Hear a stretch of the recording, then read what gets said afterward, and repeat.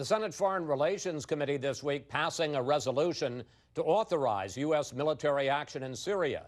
Kentucky Senator Rand Paul has been a leading critic of the president's plan, and he joins us now from Bowling Green, Kentucky. Senator, welcome back. Good morning. You just heard the White House Chief of Staff. Let me ask you, what's your vote count? Will the resolution authorizing the use of force pass the Senate? Will it pass the House?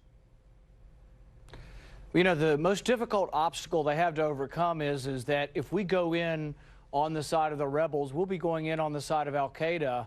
And most of us think we've been fighting al-Qaeda for 10 or 12 years now. So it's a hard obstacle, or a big obstacle to overcome. They may overcome it in the Senate if it becomes a partisan vote. Everybody's trying to say this isn't Iraq, but it also isn't a good situation when we're going in allied to al-Qaeda. I don't know if it'll pass in the House, though. I really have my doubts about whether it passes in the House. You saw those disturbing videos that the administration is now showing to members of Congress that allegedly show the terrible reaction immediately after this attack. Could the president say anything Tuesday night, Senator, that would change your mind?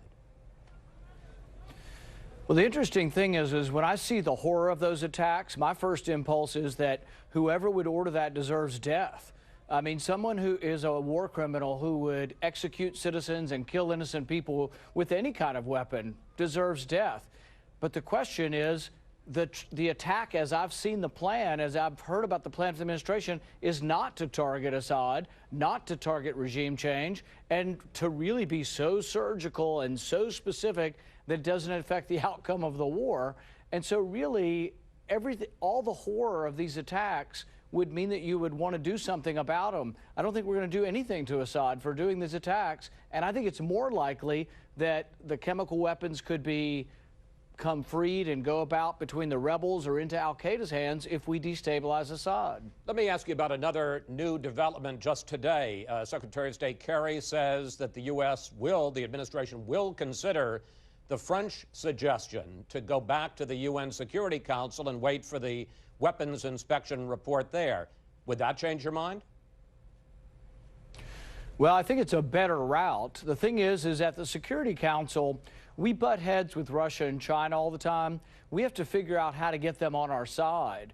Russia has said repeatedly that they're against chemical weapons use, and they've signed the treaty to ban. So I think really if we could convince them that this was perpetrated by Assad, and if the Russians and the Chinese and the Security Council were on our side, it could potentially change the outcome here. But as you know, Russia has a tremendous real politic interest in Assad staying in power. He's a close ally of theirs. Let me ask you a different question.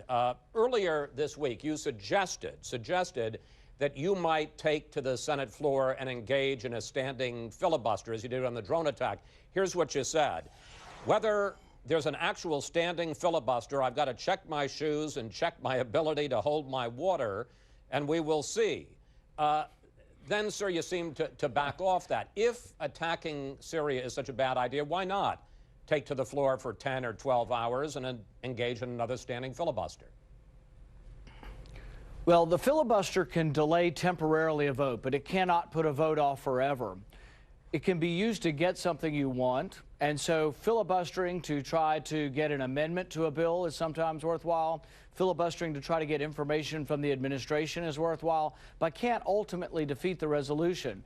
I will insist that there is full debate on this, and I will insist that I get an amendment, and my amendment will say that the vote is binding, that the president cannot, if we vote him down, decide to go to war anyway. That's the way I interpret the Constitution, and I will insist on at least one vote where we try to say, hey guys, this is not political show, this is not constitutional theater, this is a binding vote. Well, let me pick up on that, because you say that if Congress were to reject the resolution authorizing the use of force and that the president went ahead with the attack, you've made it very clear you believe that would be unconstitutional.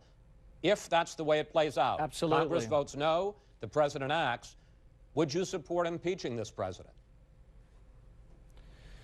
Well, you know, I think there are different ways you look at constitutionality of things because we debate them, often with good people on both sides. Sometimes things go through the courts.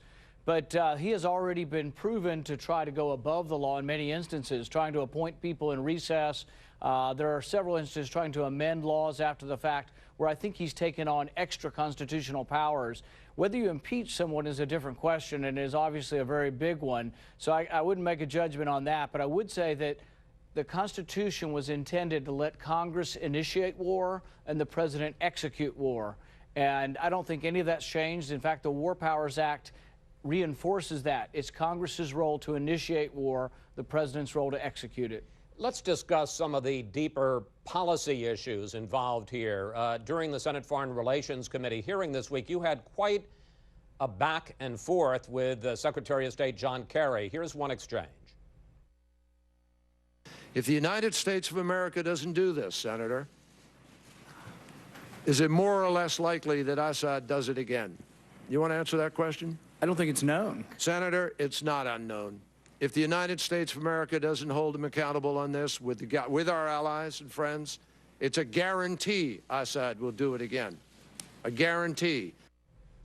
Senator, the White House says that's the basic question. If Congress votes no, won't Assad, won't Iran, won't North Korea, won't the rest of our enemies in the world see it as a signal that they can defy the international norms and go ahead and develop weapons of mass destruction? No, I think it is unknown. I think there's a chance that he is more emboldened if we do attack him. For example, what's the worst case scenario? The worst case scenario is that the stockpiles of sarin gas begin to move about the country, and maybe they go to Hezbollah and they go into Lebanon and become more of a threat to Israel. I think that is more likely to happen if we attack Assad than if we don't attack Assad. With regard to North Korea, I think the North Koreans know and should know absolutely if gas or conventional weapons were used on our troops ever, that there would be an overwhelming response against them. They're completely separate situations. Here's the thing is, this administration won't even react when Americans are killed in Benghazi. They've done absolutely nothing. And so here's a situation in Syria that doesn't involve Americans and they want to get involved. To me, they've got it backwards.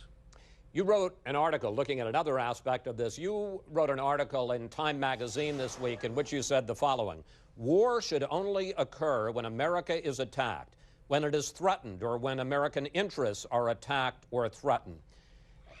The question I have, sir, is there no place for humanitarian issues in the Rand Paul doctrine? What about Rwanda? What about Kosovo? What about in World War II, the Nazis exterminating the Jews? Is there no case where President Paul would say, we need to get involved militarily to stop that? You know, I consider myself to be a realist when it comes to foreign policy. We look at every individual situation and you have to assess the facts. And then there's the process. How does war begin? It's initiated by Congress. So really Congress, the people's representatives, we look at every individual situation. And I wouldn't say there's absolutely no case to get involved, but I would say that typically America has to be involved or American interests have to be involved. We have a lot of allies in the Middle East, Turkey, Israel, Jordan. A lot of those come into play when we decide whether or not to get involved. But the thing is I think if we get involved in Syria, it's more likely to be unstable or to create instability. One of the big things is the administration has admitted that they would use ground troops if the chemical weapons are threatened to be moved. And they also have admitted it would take 75,000 American troops to secure these chemical weapons. So my question to the administration is, if you bomb Assad, is it more likely or less likely that the chemical weapons will become unsecured and they could go into rogue elements such as al-Qaeda, which is fighting with the rebels against the Assad government? Senator, I want to get into one last issue with you. There is clearly a split inside the Republican Party now between the so-called interventionists like John McCain, Lindsey Graham, and then on the other side, people like you who they call isolationists. Where's the future of the party? You know, I think name-calling isn't the future, and I'm not an isolationist. I do believe in intervening when American interest or national security is threatened.